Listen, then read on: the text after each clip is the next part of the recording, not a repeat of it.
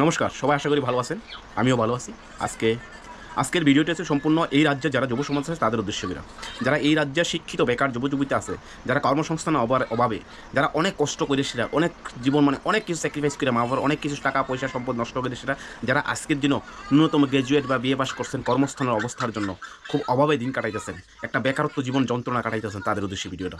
আমি আপনাদের কাছে অনুরোধ করে কইতেছি ভিডিওটা শেষ অবধি দেখেন, আর যদি প্রয়োজন মনে করেন একটু শেয়ার করেন, একটু প্রচণ্ড প্রতিবাদ করেন। প্রতিবাদ খুবই দরকার আছে। আজকের ভিডিওটি সম্পূর্ণ একটা রাজনৈতিকভাবে কোনো রাজনীতির সাথে জড়িত না। একজন এই রাজ্যের সুনাগরিক হিসেবে, একজন এই রাজ্যের যুবক হিসাবে, এই রাজ্যের যুবক বেকার যুবক যুবতী হিসাবে আপনার কি করণীয় দেখেন। আপনার সোশ্যাল মিডিয়ার মধ্যে দেখেন শুভম বিশ্বাস যে ছেলেটা, এটা অনেকেই চিনেন শুভ বিশ্বাস যে ছেলেটা। কারণ রাজ্যে যেই হারে নেশা কারবারি, জুয়া, অসামাজিক কার্যকলাপ যেই হারে বাড়তাছে, আমি এটা ডাইরেক্ট বিজেপিকে দোষারোপ করছি না। হ্যাঁ, তবে বর্তমান শাসক দলের কিছুটা অংশ তাদের ব্যক্তিগত স্বার্থ উদ্ধারের কাজে, ব্যক্তিগত স্বার্থ উদ্ধারের জন্য, ব্যক্তিগত টাকা পয়সা উদ্ধারের জন্য, টাকা পয়সা কামানোর জন্য, আমাদের এই যুব সমাজকে ধ্বংস করার জন্য, আগামী প্রজন্মকে ধ্বংস করার জন্য, আগামী যেই উঠতি বয়সে যে ছেলে মেয়েদের জীবনটাকে ধ্বংস করার জন্য তারা যেভাবে চক্রান্ত করতেছে, যেভাবে নেশার কারবারি রাজ্য জোড়াই চলছে, এর বিরুদ্ধে যেই কথা কয় তারাই জেল হাজতে ঢুকায়। আমার ভাবতে অবাক লাগে, আজকে শুভম বিশ্বাসে অ্যারেস্ট করছে সাধারণ সোশ্যাল মিডিয়ার মাধ্যমে, বিভিন্ন কথা কাটছে মাধ্যমে, যেটা রাজেশ ঘোষ নাকি কে একজন নামে, বিজেপির কি নাকি কি জানি না, যুব মোর্চার কি নাকি, আমি এতটুকু চিনিও না। হেরে ওই ব্যক্তি একটা কমপ্লেন করার অপরাধে শুভম বিশ্বাসকে 10 ঘন্টার ভিতরে অ্যারেস্ট করে সেটা 3 দিনের পুলিশ রিমান্ড পেয়েছে।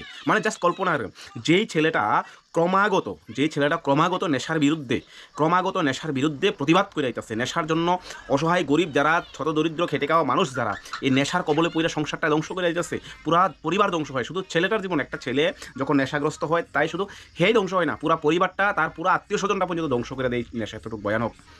মার্ডার, খুন খারাপি, চুরি থেকে বিভিন্ন ধরনের অসামাজিক কার্যকলাপে জড়াইয়া পড়ে। এই নেশাটা এতটা আসক্ত, এতটা ভয়ঙ্কর। সেই নেশার বিরুদ্ধে যেই ছেলেটা ক্রমাগত আপ্রাণ চেষ্টা করতেছে নেশামুক্ত কীভাবে করা যায়, নেশামুক্ত গড়ার স্বপ্ন দেখে এই যুব সমাজ, যারা শিক্ষিত যুব সমাজ, বিশেষ করে যারা শিক্ষিত যুব সমাজ, হত দরিদ্র সন্তান, যারা খুব কষ্ট করে মা বাবা মানুষের কাম করে সেটা, মানুষের লেবার করে সেটা, মানুষের কষ্ট করে সেটা, যেইভাবে পড়াশোনা করাইছে যে আমার ছেলেটা ভবিষ্যতে একটা মানুষ হবে, একটা চাকরি বাকরি পাইব, একটা কর্মসংস্থানের ব্যবস্থা হইব, সেই যুব সমাজ চাইতেছে যে এই সমাজটাকে কীভাবে এই নেশামুক্ত করার জন্য। কিন্তু হেরে বিভিন্নভাবে আজকে 1 বছর ধরে হেরে ফাঁসানোর লেগে বিজিবির, আমি এই কারণে বলতেছি, বিজিবির কর্মকর্তারা যারা আছে পেছনে এমনভাবে লাগছে হে নাকি সিপিএম, হ্যাঁ একটা বিজিবি, হ্যাঁ নাকি ভাই হ্যাঁ যেই পার্টি করুক, যেই ধর্মে থাকুক, যেই জাতিতে থাকুক, সেটা আমার ব্যক্তিগতভাবে আমি মনে করি আমার এই যে বর্তমান যুব সমাজ এটা কখনোই ভাবে না, কখনোই কল্পনাই করে না।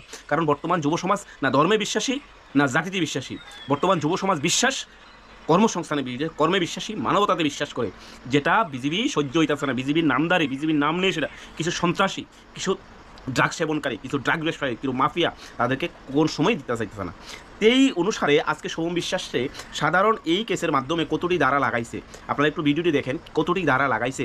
ধারায় সেটা ভেলের অযোগ্য করে সেটা যেটা দেখা দেব, কিন্তু এটা তো সম্পূর্ণ ভুল। হেরে ফাঁসানোর জন্য চেষ্টা করতেছে, না করতেছে সব কিছু রাজ্যের মানুষ জানে। কারণ রাজ্যের মানুষ এতটাই বোকা না যে দেখেন, যেই মানুষগুলোই আজকে যদি আমি কথা কই অন্যায়ের বিরুদ্ধে, সিস্টেমের বিরুদ্ধে, করাপশনের বিরুদ্ধে, যেই কথা কই, দর্শকদের বিরুদ্ধে যদি কথা কই, অন্যায়ের বিরুদ্ধে যদি কথা কই, কর্মসংস্থানের জন্য কথা কই, মানুষের অধিকারের জন্য কথা কই, গরিব মেহনতি মানুষের জন্য কথা কই, শিক্ষার জন্য কথা কই, আমাকে যেহেতু আমি মুসলমান আমাকে ট্যাগ দিয়ালাই, আমি পাকিস্তানি, আমি জেহাদি, আমি সেই বিভিন্নভাবে বিজিবির আইটি সেল থেকে শুরু করে বিজিবির মন্ত্রী মহোদয় থেকে শুরু করে এমএলএ এভাবে ট্যাগ লাগাই দেয়।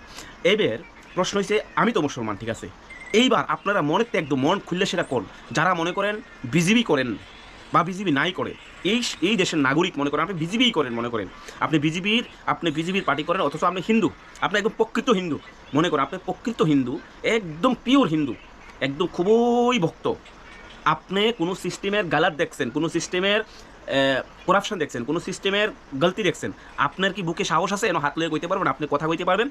আপনি অন্যায়ের বিরুদ্ধে কথা কইতে পারবেন? কথা কইতে পারতেন না, অতটুকু সাহস নাই। এই রাজ্যের পরিস্থিতি এই অবস্থা, এই রাজ্যের বর্তমান ব্যবস্থা, শাসন ব্যবস্থা, শোষণ ব্যবস্থা এই জায়গায় গেছে যে যদি মুসলমান কথা কয় জেহাদি, হিন্দু কথা কইলে সিপিএম, পাঞ্জাবিরা কথা কইলে খালিস্তানি, বিভিন্নভাবে তাদেরকে ট্যাগ লাগায়। তো এই বিষয়গুলি দেখেন, কিছুদিন আগে সেম ঘটনা হয়েছে মান্নান চৌধুরী, যে সোনামুড়া ছেলেটা, এই মান্নান চৌধুরীও এই নেশার বিরুদ্ধে কথা কইছে। সোনামুড়াতে ওনাকেও 3 মাস জেল খাটতে লাগছে। যেই রাজ্যে নেশা হয়, নেশার যে সামগ্রী আইয়ে, নেশার যে জিনিসগুলি আইয়ে, এত নেশা করতে আইতাছে, লক্ষ লক্ষ কোটি টাকার বাণিজ্য করতে আইতাছে, অথচ ট্রেন গাড়ি, রেলগাড়ি দিয়ে সে রাজ্যে নেশা সামগ্রী আনা হয়, কারোর অ্যারেস্ট করা হয় না।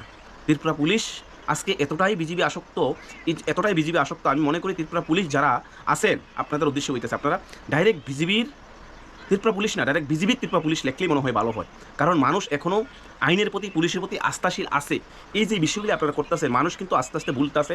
এই যে রাজ্যের প্রশাসনের আইনের প্রতি যে মানুষ আস্থাশীল, এটা কিন্তু হারাইতেছে।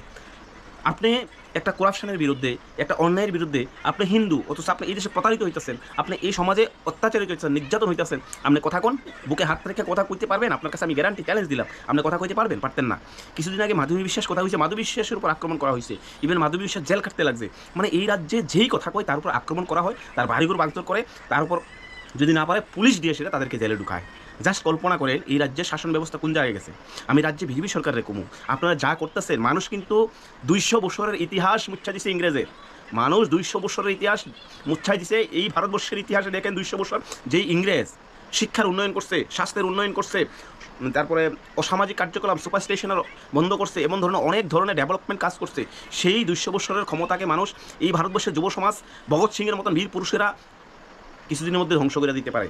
আর বিজেপি পার্টি, আপনারা যারাই মনে করতেছে আমরা চিরস্থায়ী নারী, বাবা আমি ত্রিপুরা পুলিশকে কইতাছি, যারা এখনও বিজেপির চামচা করতেছেন, চামচাগিরি করতেছেন, আইনের অসত্যভাবে ব্যবহার করতেছেন, আইনকে ব্যঙ্গ করে সে মানুষের উপর অসহায়, গরিব, দরিদ্র, নির্দোষ মানুষকে ফাঁসাইতেছেন, এই বিষয়গুলি বেশি দিন থাকতো না।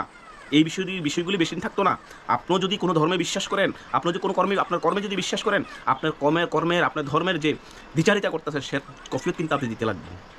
আমার ভাবতে অবাক লাগে, যেই মানুষগুলি মানুষের জন্য কথা কয়, যে মানুষগুলি মানুষের জন্য কাজ করে, যে মানুষগুলি সমাজকে কোনো বার্তা দিতে চেষ্টা করে, সেই মানুষগুলি পুলিশ দূরে এসে জেলে ঢুকাই দেয়। এতে লজ্জার কি আছে?